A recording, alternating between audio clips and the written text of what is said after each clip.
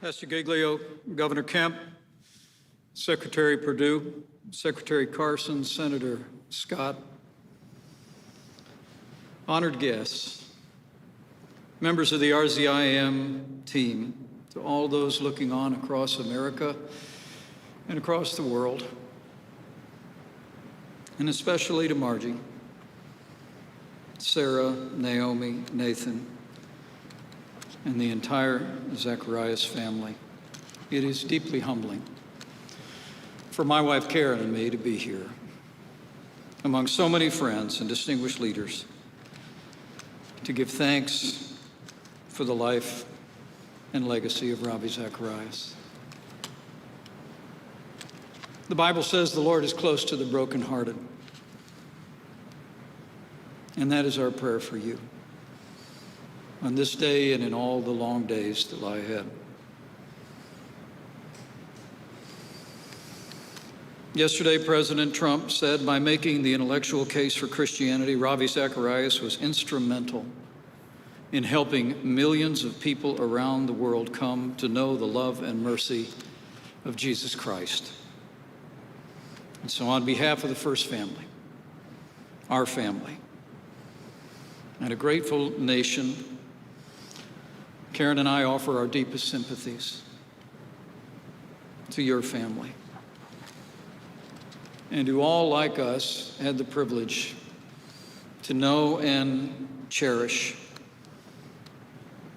this good man, this godly man, this man for all seasons.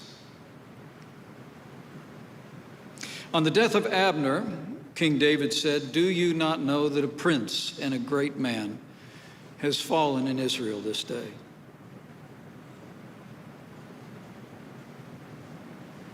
Ravi Zacharias was such a man. And like so many gathered here and so many looking on from afar, he was my friend. And as I had the privilege to share with Margie just a few short days ago, God put him at my side at just the right time, with a word of wisdom and kindness and encouragement that I'll never forget. And so while it is my great privilege to be here today to speak on behalf of so many Americans, Karen and I mark his passing with a sense of personal loss as well. And we thank you for the privilege to be here. And of course, his passing comes at a time when so many families here and around the world are grieving the loss of loved ones who have succumbed amidst the coronavirus epidemic. As our nation begins the process of healing and recovering, we will miss Ravi's comforting voice and his insights as we pick up the pieces of our national life and move forward. During our last conversation from his hospital bed, not surprisingly, Ravi was more concerned for those who were struggling in the midst of this pandemic than he was for himself. So I know Ravi would approve if on this day we also made a point to remember and pray for all who have endured heartbreak during these unprecedented times. So for his family and families around America and around the world, grieving the loss of a loved one, let's all pray that those who mourn would be comforted with the absolute assurance that he had, that the day will come when God will wipe away every tear from your eyes and theirs. And in every sense in these challenging times, that he will heal our land. Ravi Zacharias' story has been an inspiration to millions of people. On a bed of suicide at 17, void of meaning, emptied of hope, he opened a Bible. And he read the words that are now displayed on the wall outside this church. Because I live, you shall live also. And lying on that hospital bed, he opened his heart and his life to Jesus Christ, vowed to leave no stone unturned in his pursuit of the truth. And that he surely did. In the book of Isaiah, the word says, I took you from the ends of the earth, from its farthest corners, I called you. And so it was for Ravi Zacharias. Over the past 5 decades, called from that hospital bed, Ravi's voice and ministry impacted countless lives, transformed and strengthened people all over America and all over the world with the gospel of Jesus Christ. Ravi Zacharias was a man of faith who could rightly handle the word of truth like few others in our time, and he will be missed. His travels would take him to stand in venues that were oftentimes unfriendly and unwelcoming. But he'd always answer the arguments of the skeptic or the cynic, giving the reason for the hope that he had, but doing so with gentleness and respect, recognizing at the other end of the question was always a person made in the image of God. Ravi said, and I quote, I have reminded myself over the years to never forget that behind every question is a questioner.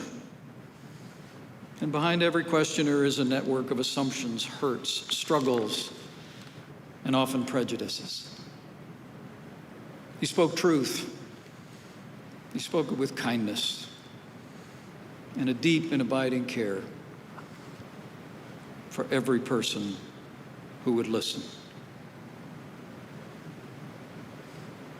On the death of Billy Graham, a little more than 2 years ago, Ravi remarked, and I quote, a great voice has been lost, but the message goes on. And those two things are just as true today. In the late Reverend Billy Graham, it's been observed that God gave us the greatest evangelist of the 20th century. In Ravi Zacharias, God gave us the greatest Christian apologist of this century.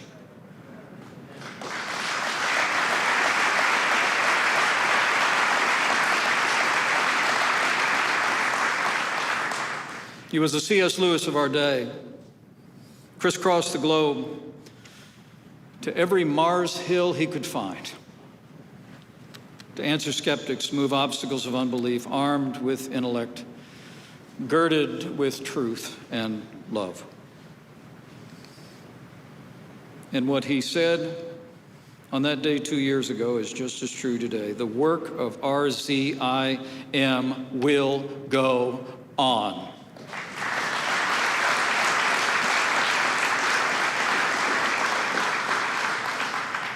When giants fall, the impact is felt near and far.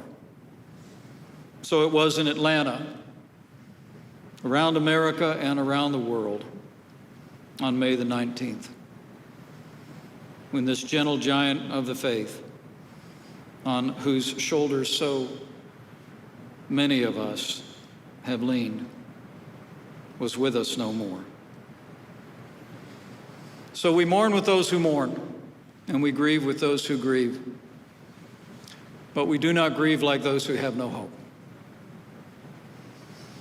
Because by faith, we believe that Jesus lives. And by faith, we know that Ravi lives also.